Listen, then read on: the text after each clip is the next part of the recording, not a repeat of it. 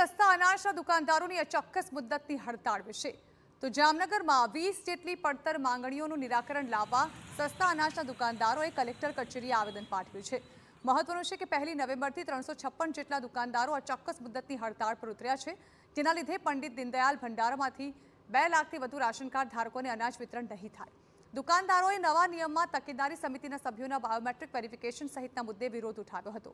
સાથે જ પડતર માંગણીઓનું નિરાકરણ નહીં આવે ત્યાં સુધી હડતાળ ચાલુ રાખવાની ચીમકી ઉચ્ચારી છે।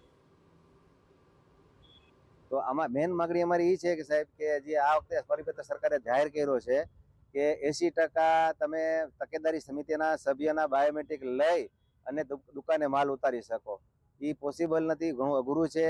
હવે સરકારને પણ ધ્યાન દોર્યું છે કે સાહેબ આ અમારા માટે પોસિબલ નથી।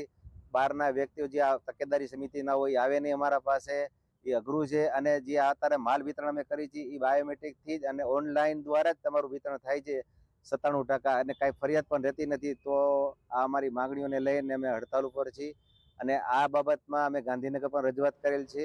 હવે આનો જે ઉકેલમાં આવે ત્યાં સુધી અમારી માંગણી નહીં સંતોષ થાય ત્યાં સુધી અમે અમારી ચોક્કસ મુદ્દતની હડતાલ ચાલુ રહેશે।